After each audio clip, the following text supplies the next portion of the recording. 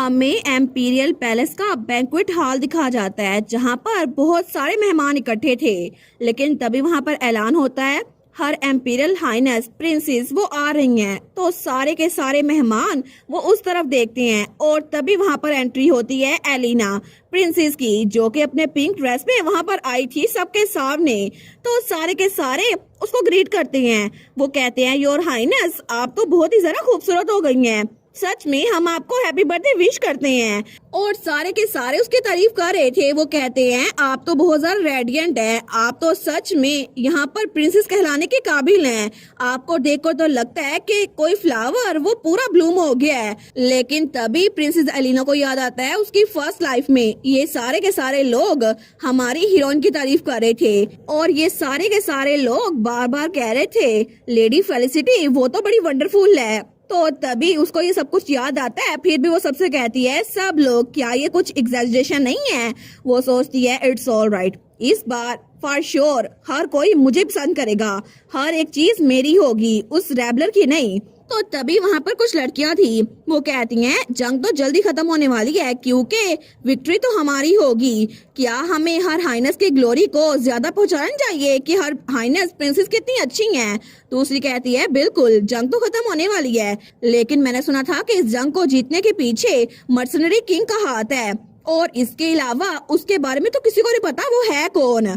और तब princess Elina वो सोचती है मर्सनरी किंग, बिल्कुल ये एक ऐसा आदमी है जिसके बारे में किसी को नहीं पता वो कहाँ से आया है और उसका नाम क्या है। बस लोग उसको मर्सनरी किंग कहते हैं क्योंकि जंग में वो बहुत ही ज्यादा काबिल था और उसने हमें विक्ट्री दिलाने में बहुत ज्यादा काम किया।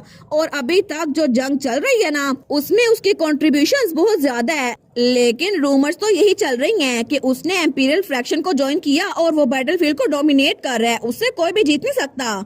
उसके अलावा जंग में जो अहम किरदार और अदा कर रहा है ना वो और कोई नहीं रुआन है और रुआन और वो मर्सनरी किंग इकट्ठे मिलकर जंग को फतह कर रहे हैं और ऐसा लगता है कि एम्पीरियल सिटीजन्स भी उसी को हीरो मानते हैं। लेकिन तब वो सोचती है मेरी पास्ट लाइफ में ये जंग कभी भी इतनी देर तक चली नहीं थी तो मुझे कोई आइडिया नहीं है कि वो इंसान कौन होगा। लेकिन वो जो कोई भी होगा ना जंग जीतने के बाद मैं उसको और रुआन को दोनों को यहाँ बुलाऊंगी और उनके लिए बैंक्वेट रखूंगी ताकि मैं उन दोनों के करीब हो सकूं। तो तभी वहाँ पर ऐलान होता है हम प्रेजेंट कर रहे हैं डॉटर ऑफ ड्यूक वाइसलवेरी। तो तभी प्रिंस चौंकती है तो सारे के सारे वहां पर देखते हैं और तभी एंट्री हुई थी हमारी रैबलर की जो कि बहुत ही ज्यादा प्रिटी लग रही थी। तो सारी लड़कियां उसको देखती हैं। वो कहती है ओ माई, तो क्या यही है वो लड़की जो कि रूमर्स का हिस्सा बनी हुई है। हमने तो इसको 10 सालों से कैपिटल में नहीं देखा और हर कोई वहाँ हमारी रैबलर को ही देख रहा था। वो लोग कहते हैं अगर मुझे सही से याद पड़ता है तो इन्होंने वाइसलवेरी स्टेट जो कि गिरने वाली थी उसको लो से बिल्कुल ऊपर तक पहुंचाया है और ऐसा लगता है कि इनके बिजनेस की वजह से वाइसलवेरी डची वो तरक्की कर रही है। लेकिन आज हम पहली बार 10 सालों में उनको देख रहे हैं।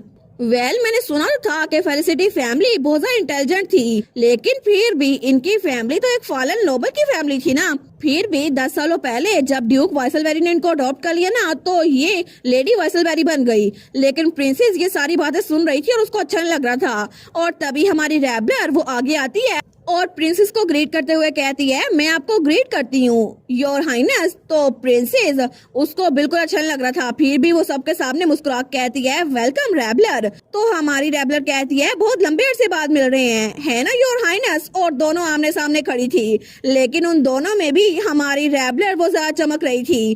तो तब थोड़ी देर बाद जब डांस का ऐलान होता है ना तो वहाँ पे प्रिंसेस का फादर एम्पर आते हुए कहता है एलिना क्या तुम अपने फादर को अपने पहले डांस का ऑनर बख्शोगी। वो कहती है जी ऑफ कोर्स फादर। और तब उनका पहला डांस स्टार्ट हो गया था और वो दोनों पूरे हाल में डांस कर रहे थे। लेकिन हमारी रैबलर वो थोड़ी दूर खड़ी थी और वहाँ पे बाकी लोग भी थे। तो रैबलर सोचती है ओरिजिनल स्टोरी के हिसाब से प्रिंसेस का पहला डांस वो तो रुआन के साथ होना था ना क्योंकि उसका डांस पार्टनर रुआन था। लेकिन अगर एम्परर ने रुआन को बैटलफील्ड में ना भेजा होता ये सब कुछ ना होता तो क्या पता स्टोरी बिल्कुल वैसी चल रही होती और क्या पता इस बार भी ओरिजिनल की तरह रुआन उसका पहला डांस पार्टनर होता। लेकिन बहुत सारी चीजें चेंज हो गई हैं। तो वो ड्रिंक पीते हुए सोचती है अगर चीजें वैसे चल रही होती ना जैसे कि ओरिजिनल स्टोरी में थी तो वार तो कब की खत्म हो चुकी होती और ड्यूक वाइसलवेरी अभी तक कैपिटल आ चुके होते और एम्परर के खिलाफ बगावत करने वाले होते। लेकिन अभी कहानी में कुछ चेंज हुआ है क्योंकि वार अभी तक चल रही है और ना ही रुआन ना ही कैलिक्स कोई भी अभी तक वापस नहीं लौटा।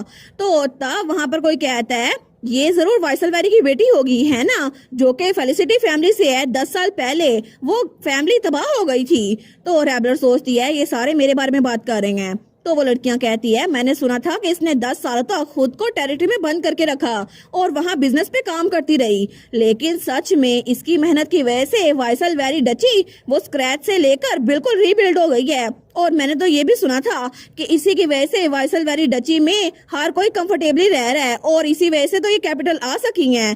तो हमारी हीरोइन वो सोचती है ऑफ कोर्स मैं छुप के रही थी पूरे 10 सालों तक क्योंकि प्रिंसेस और एम्परर वो दोनों कैपिटल में थे और अगर मैं कैपिटल आती ना तो ये दोनों पहले ही मेरे खिलाफ कुछ ना कुछ कर चुके होते। और तभी डांस करते करते एम्परर की नजर हमारी हीरोइन पे पड़ती है। तो वो सोचती है अगर मैं टेरिटरी से बाहर एक भी कदम रखती तो ये दोनों मुझे जान से भी मरवा सकते थे, लेकिन मैंने 10 सालों में वाइसलवेरी के लिए बहुत कुछ किया। मैंने वहां पर अपनी नॉलेज को यूज किया और सारी टेरिटरी को बहुत सारा फेमस कर दिया। इसके अलावा फिल लेटर ने जो एंटीडोट बनाया वो भी अच्छे से सक्सेसफुल हो गया। और तो और इसके अलावा सिया टैलेंट की बुटीक में जो प्रॉफिट आ रहा था ना उसको मैंने सारा कुछ वाइसलवेरी टेरिटरी में खर्च कर दिया और हमारे पास बहुत सारा पैसा और सोना आ गया।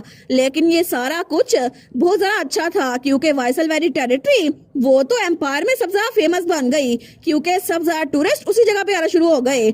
लेकिन तब प्रिंसेस और एम्परर का डांस खत्म हो गया था तो एम्परर उसकी तरफ बढ़ता है तो हमारी हीरोइन उसको ग्रीट करते हुए कहती है बहुत दिनों बाद मिल रहे हैं योर एम्पीरियल मैजेस्टी। तो एम्परर वो सीरियस होते हुए कहता है तुम तो अच्छी लग रही हो लेडी वाइसलवेरी, क्या 10 साल हो चुके हैं? वो कहती है जी और मैजेस्टी। लेकिन तब वो सोचती है बिल्कुल 10 साल हो गए हैं क्योंकि अब मैं यहाँ पर आ गई हूँ, तुम्हें तुम्हारी सीट से नीचे धकेल के रहूंगी कर्टिस। लेकिन यहाँ पर इस एम्पायर का एम्परर बनने का हक सिर्फ कैलिक्स के पास है, तुम्हारे पास नहीं। तो वो कहता है अब तो ड्यूक भी वापस नहीं आए तो तुम तो जरूर फिक्रमंद होगी, है ना। तो हमारी रैबलर कहती है ये सब कुछ हम एम्पायर के लिए कर रहे हैं तो मुझे लगता है ये एक ओनर है। तो एम्परर कहता है अच्छा इंडीड ये तो एम्पायर के लिए हो रहा है सब कुछ। तो तभी वहाँ पर किसी के आने का ऐलान होता है तो हमारी रैबलर और बाकी सारे मेहमान उस तरफ देखते हैं तो वहाँ पर कोई आ रहा था जिसने नाइट का आर्मर पहना हुआ था तो सब लोग उसको देख रहे थे। वो सोचते हैं क्या कहीं ये इंसान ये वही तो नहीं मर्सनरी किंग, और वो सच में मर्सनरी किंग ही था। वो लोग कहते हैं बिल्कुल इसका चेहरा तो अभी तक किसी ने नहीं देखा, ये तो बिल्कुल वैसा ही है जैसा हमने न्यूज़पेपर में पढ़ा था। तो एम्परर कहता है आखिर तुम हो कौन, तुम यहाँ पर क्या करने आए हो? तो मर्सनरी किंग कहता है मैं यहाँ पर एक लेटर डिलीवर करने के लिए आया था ड्यूक वाइसलवेरी की तरफ से। और तब वो एम्परर की तरफ बढ़ता है तो एम्परर उसके हाथ से लेटर लेते हुए कहता है अच्छा। तो जब उस लेटर को पढ़ता है वहाँ लिखा था कल रात एलाइड फोर्सेस ने अपना व्हाइट फ्लैग लहरा दिया और इसी वजह से जंग वो खत्म होने वाली है। तो सब लोग कहते हैं क्या सच में जंग खत्म हो रही है? और आगे लिखा था एम्पीरियल आर्मी जो कि रुआन वाइसलवेरी गार्ड कर रहा था वो जीत चुकी है, वो लोग कैपिटल वापस आ रहे हैं। तो हमारी रैबलर कहती है क्या भाई उसको गार्ड कर रहे थे और वो वापस आ रहे हैं? तो तभी वो मर्सनरी किंग मुड़ के हमारी रैबलर को देखता है। हमारी हीरोइन सोचती है क्या इसने अभी मुझे देखा, लेकिन ये मुझे ऐसे क्यों देख रहा है? तो तब एम्परर कहता है सच में जंग खत्म हो गई है लेकिन इतनी जल्दी, और तुम चाहते हो कि मैं तुम पे यकीन करूं एक ऐसे इंसान पर जिसने अभी तक हमें अपना चेहरा भी नहीं दिखाया। तुम्हें लगता है कि मैं तुम्हारी बात पे यकीन कर लूंगा? अभी अपना हेलमेट हटाओ और मुझे अपना चेहरा दिखाओ।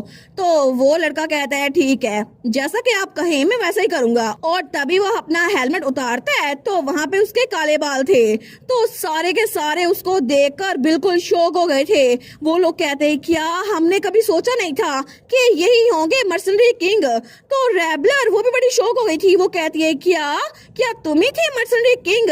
लेकिन अभी तक तो सबको पता चल गया होगा ना मर्सनरी किंग कौन है। तो गेस करें और कमेंट में बताएं कि कौन है मर्सनरी किंग।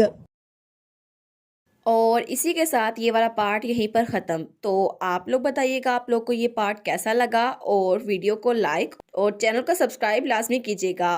बाकी वीडियोस का लिंक भी स्क्रीन पर नज़र आ रहा होगा तो काइंडली उनको भी चेकआउट कर ले। और thank you so much for watching my videos. Stay safe, bye bye.